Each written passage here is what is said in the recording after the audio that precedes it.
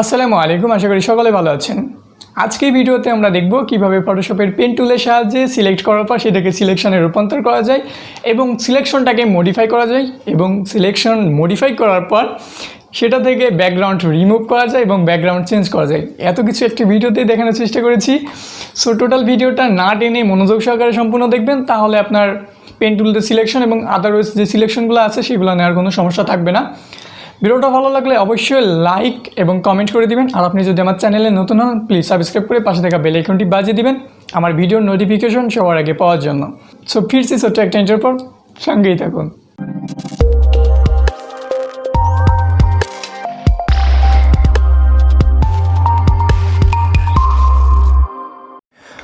So first আমরা একটা ফটোকে open করে নিয়েছি। মূলত আজকে আমরা এটার উপরেই দেখব কীভাবে সিলেকশন করা যায় পেন টুল দিয়ে এবং সেটাকে মডিফাই করা যায়।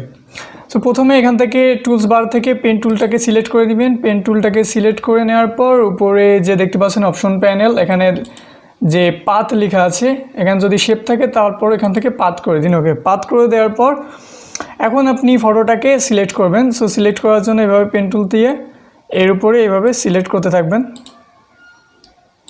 টোটাল। এখানে যদি আপনার কার্ভ করা প্রয়োজন হয়, এখানে দেখতে পাচ্ছেন হ্যান্ডেলের মতন আছে, এখানে কিবোর্ডের অল্টা প্রেস করে যদি এভাবে মুভ করান সেক্ষেত্রে এটা সিলেকশন হবে। সো আমি টোটালটাকে সিলেকশন করে নিচ্ছি। সো ওকে, এবার দেখতে পাচ্ছেন যে আমাদের সিলেকশন মোটামুটি নিচের দিকে কমপ্লিট। এখন আপনি কি করবেন, যেখানে সিলেকশন শুরু করছিলেন, সো এখানে আমি সিলেকশন শুরু করছি, এখানে এসে আমি জাস্ট মাউসের বাম বাটনে একটা ক্লিক করে এখানে শেষ করলাম। টোটালটা সিলেকশন ডান। এখন যে সিলেকশনের মাঝখানে যাবেন, দ্যাটস মিন যে সিলেকশন আছে এটার মাঝে যাবেন। মাঝে যাওয়ার পর মাউসের ডান বাটনে একটা ক্লিক করবেন। ডান বাটনে ক্লিক করার পর এখান থেকে অনেকগুলো অপশন চলে আসবে, দেখতে পাচ্ছেন। এখান থেকে ক্লিক করে দিবেন মেক সিলেকশন, এখান থেকে মেক সিলেকশনে ক্লিক করবেন। সো মেক সিলেকশনে ক্লিক করার পর এখান থেকে মেক সিলেকশন যেটা আছে বাই ডিফল্ট 0 করে দিবেন। দেন এখান থেকে টিক মার্ক যদি না দেওয়া থাকে টিক মার্কটা দিয়ে দিবেন। দেন এখান থেকে নিউ সিলেকশন, দেন ওকে দেখতে পাচ্ছেন যে সিলেকশন হয়ে গেছে, বাট এইটা হয়েছে ইনভার্স। আমরা জাস্ট শুধু চেয়েছিলাম যে এই পিকচারটাকে সিলেক্ট করতে, বাট এটার ব্যাকগ্রাউন্ডটাকে সিলেক্ট নিয়েছে। যদি এমনটা হয় সেক্ষেত্রে কী করবেন, এখান থেকে চলে যাবেন সোজা সিলেক্টে যাওয়ার পর এখান থেকে দেখতে পাচ্ছেন যে লেখা আছে ইনভার্স। সো এটাকে যদি শর্টকাট কি ইউজ করতে চান সেক্ষেত্রে কিবোর্ডের শিফট কন্ট্রোল আই প্রেস করলে এটা ইনভার্স হয়ে যাবে। সো এখান থেকে আমি ইনভার্স করে দিচ্ছি। ইনভার্স করে দেওয়ার পর দেখতে পাচ্ছেন এখন শুধু পিকচারটা সিলেক্ট হয়ে গেছে। ওকে, দেন এখন যদি আপনারা সিলেক্ট মেনুতে যান, সিলেক্ট মেনুতে যাওয়ার পর এখান থেকে যদি মডিফাইতে যান দেখতে পাবেন যে 5টা অপশন আছে। প্রথম হচ্ছে বর্ডার, দেন হচ্ছে স্মুথ, দেন এক্সপ্যান্ড, দেন কন্ট্রাক্ট, দেন ফেদার। ওকে, সো আমি একে একে সবগুলো বলছি। বর্ডারটা কি, বর্ডারটা যদি আমরা দিই তাহলে যে একটা সিলেকশন আছে এই সিলেকশনের বাইরে আরেকটা সিলেকশন হবে, দ্যাটস মিন এটা বর্ডার সিলেকশন ক্রিয়েট হবে। সো আমি বর্ডার সিলেকশনে ক্লিক করলাম, দেন এখান থেকে হোয়াইট মানে বর্ডার সিলেকশনে হোয়াইট দিয়ে দিলাম 13, দেন ওকে। দেখতে পাবেন যে একটা সিলেকশন বাইরের দিকে অলরেডি তৈরি হয়ে গেছে। সো এটাকে আমি আন্ডু করব, জাস্ট আপনাদের দেখানোর জন্য ইউজ করছি, এটা এখন কোনো কাজে আসবে না। সো এটাকে আন্ডু করার জন্য কিবোর্ডের কন্ট্রোল চেপে অল্টা চেপে জেড প্রেস করলে এটা আন্ডু হয়ে যাবে। ওকে, দেন আমাদের যে সেকেন্ড অপশনটা ছিল সেটা হচ্ছে আমাদের স্মুথটা কি, স্মুথটা এখন যদি আপনাদের দেখায় তারপরে বুঝবেন না। স্মুথটা সম্পর্কে একটু বলে দিই। স্মুথটা হচ্ছে সিলেকশনটাকে যদি আরও স্মুথ মানে কি মসৃণ করা, সেই মসৃণ যদি করতে চান সেক্ষেত্রে স্মুথটা ইউজ করবেন। সো আমি স্মুথে ক্লিক করলাম, দেন এখান থেকে স্মুথটাকে 8 করে দিলাম। স্মুথ বুঝতে পারবেন না, দেন স্মুথ ডান। এখন আমাদের সিলেকশনের মধ্যে যে আরেকটা অপশন ছিল সেটা হচ্ছে আমাদের এক্সপান্ড।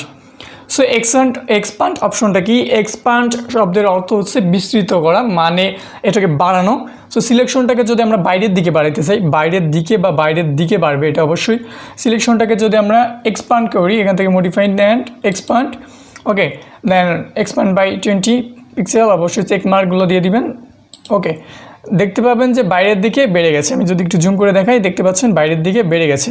আমাদের এটা লাগবে না, কন্ট্রোলটা জেড আন্ডার করে দিলাম। দেন সিলেকশন, দেন এখান থেকে আসছে মডিফাই, দেন কন্ট্যাক্টের অর্থ হচ্ছে সংক্ষিপ্ত করা। সো আপনি এই সিলেকশনটাকে যদি ভিতরের দিকে নিয়ে আসতে চান একটু, সেক্ষেত্রে কন্ট্যাক্টকে ক্লিক করবেন, দেন এখানে কন্ট্যাক্ট কত দিতে আছেন দিয়ে দিবেন।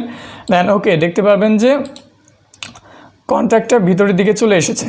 সো আমরা অল্প একটু কন্ট্যাক্ট দিয়ে দিব, একদম খুবই কম, 1 দিলাম। ওকে,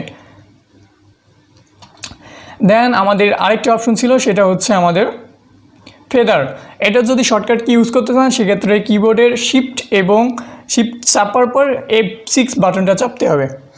সো F6 বাটনটা চাপতে হবে, এখান থেকে ফেদারে ক্লিক করলাম, ক্লিক করার পর এখান থেকে ফেদার রেজুলেশন যদি একটু বাড়াই, আমি যদি আপনাকে দেখাই যে ফেদারটা অ্যাকচুয়ালি কী হয়, এখান থেকে যদি একটু লক্ষ্য করেন, এই কর্নারের দিকে লক্ষ্য করেন, কর্নারের দিকে লক্ষ্য করবেন, আমি এখান থেকে সিলেক্ট ফেদার করছি, মডিফাই দেন ফেদার, দেন এখান থেকে যদি 50 দিই এইটা কার্ভ হয়ে যাবে, অনেকটা কার্ভ হবে এখানে, যদি ওকে দিই দেখতে পাচ্ছেন কতটা কার্ভ হয়ে গেছে।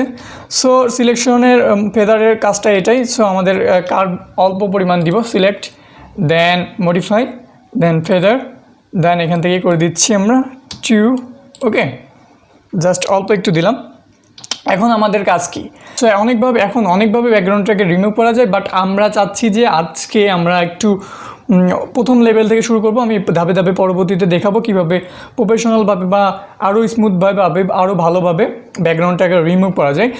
সো এখন যদি আপনি কিবোর্ডের কন্ট্রোল চেপে যে প্রেস করেন তারপরেও কিন্তু ব্যাকগ্রাউন্ড ছাড়া আমাদের এটা চলে আসবে, বাট এটা কোনো বেস্ট ওয়ে না, এটা বেস্ট ওয়ে না। সো বেস্ট ওয়ে আরেকটা আছে, সেটা হচ্ছে আপনি এই সিলেকশন থাকা অবস্থায় এখান থেকে দেখতে পাচ্ছেন যে একটা অপশন, এটা হচ্ছে অ্যাড মার্কস, এটা যদি ক্লিক করেন তাহলে এখানে এমন অপশন চলে আসবে, ব্যাকগ্রাউন্ড রিমুভ হয়ে যাবে এবং পাশাপাশি এই যে একটা লেয়ার ছিল লেয়ারের মধ্যে আরেকটা ইমেজ চলে এসেছে। সো এটা কি, এখানে যদি একটু লক্ষ্য করেন, ভালো করে এখানে লক্ষ্য করলে এখানে দেখতে পাচ্ছেন যে একটা আছে সাদা কালোর মিক্সচার। সো আমাদের যে সাদাটা সেটা হচ্ছে আমাদের এই ইমেজটা, এবং কালো যেটা আমাদের ব্যাকগ্রাউন্ড ছিল আমরা রিমুভ করেছি, এটা হচ্ছে ব্যাকগ্রাউন্ড রিমুভের সেই কালোটা। এখন আমরা কিন্তু চাইলে এটাকে আরেকটু মডিফাই করতে পারবো, মানে আমরা চাইলে এখন ব্রাশ টুল দিয়ে, আমরা জানতাম যে পেইন্ট ব্রাশ দিয়ে আমরা পেইন্ট করতে পারি, বাট এখান থেকে কিন্তু আমরা পেইন্ট ব্রাশ দিয়ে ব্যাকগ্রাউন্ডটাকে রিমুভ করতে পারবো। সো সেক্ষেত্রে কীভাবে, এখান থেকে পেইন্ট ব্রাশটাকে সিলেক্ট করবেন, দেন এখন যদি আমরা সাদা এখান থেকে ফুল হোয়াইট যদি নিই, দেন ওকে, এখন যদি ফুল হোয়াইট আমরা এখান থেকে ড্র করি তাহলে কিন্তু আমাদের সিলেকশনটাকে বাড়তে থাকবে, মানে ব্যাকগ্রাউন্ড চলে আসবে। এখান থেকে যদি আমি একটু ড্র করি ব্যাকগ্রাউন্ড চলে আসছে, বাট আমরা যদি এখান থেকে ব্ল্যাক করি, ব্ল্যাক দিয়ে এখান থেকে যদি পেইন্ট করি, ব্ল্যাক দিয়ে এখান থেকে যদি পেইন্ট করি, আমি একটু বেশি পেইন্ট করে দেখাই তাহলে বুঝতে পারবেন। দেখতে পাচ্ছেন যে আমি এখান থেকে কিন্তু ব্ল্যাক নিয়েছি, এখান থেকে পেইন্ট যে ব্রাশ থাকে ব্রাশ টুলটা নিয়ে এখান থেকে যদি আমি পেইন্ট করতেছি ব্ল্যাক, এই যে দেখতে পাচ্ছেন লেয়ারের মধ্যে কিন্তু ব্ল্যাক চলে আসছে। সো এইভাবে যদি আরও সুন্দরভাবে ব্যাকগ্রাউন্ডটাকে রিমুভ করতে চান সেক্ষেত্রে এইভাবে ব্ল্যাক নেবেন, ব্ল্যাক নেওয়ার পর এখান থেকে সুন্দরভাবে এটাকে রিমুভ করবেন, ওকে।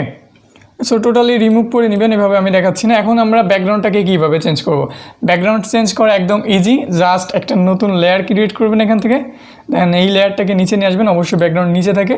দেন এখান থেকে যদি আপনি ব্যাকগ্রাউন্ড নিয়ে আসতে চান সেক্ষেত্রে এখান থেকে ফাইল, দেন এখান থেকে প্লেস এমবেডেড, ওকে, দেন এখান থেকে একটা পিকচার আপনি নিয়ে চলে আসবেন, ওকে।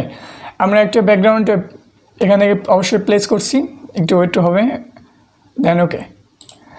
আর দেখতে পাচ্ছেন আমাদের ব্যাকগ্রাউন্ডটা কি সুন্দরভাবে এখানে সেট হয়ে গেছে। এখন আমরা এভাবে কিন্তু চাইলে ব্যাকগ্রাউন্ড চেঞ্জ করতে পারবো। পরবর্তীতে আরও অ্যাডভান্স লেভেলের কীভাবে ব্যাকগ্রাউন্ডটাকে রিমুভ করা যায় সুন্দরভাবে সেই ভিডিওগুলো দেওয়ার চেষ্টা করব এবং শেখানোর চেষ্টা করব। তো আজকের ভিডিওটা এই পর্যন্তই। ভিডিওটা ভালো লাগলে অবশ্যই লাইক, কমেন্ট এবং শেয়ার করে দিবেন। আর আপনি যদি আমার চ্যানেলে নতুন হন, আবারও বলছি প্লিজ সাবস্ক্রাইব করে পাশে থাকা বেল আইকনটি বাজিয়ে দিবেন, যেহেতু নতুন চ্যানেল সেক্ষেত্রে আপনাদের সাপোর্টটা দরকারি। সো দেখা হবে নতুন কোনো ভিডিওতে নতুন কোনো টপিকস নিয়ে। ততদিন ভালো থাকুন, সুস্থ থাকুন, এই শুভকামনা করে আজকে ভিডিওটা এখানেই শেষ করছি। আল্লাহ হাফেজ।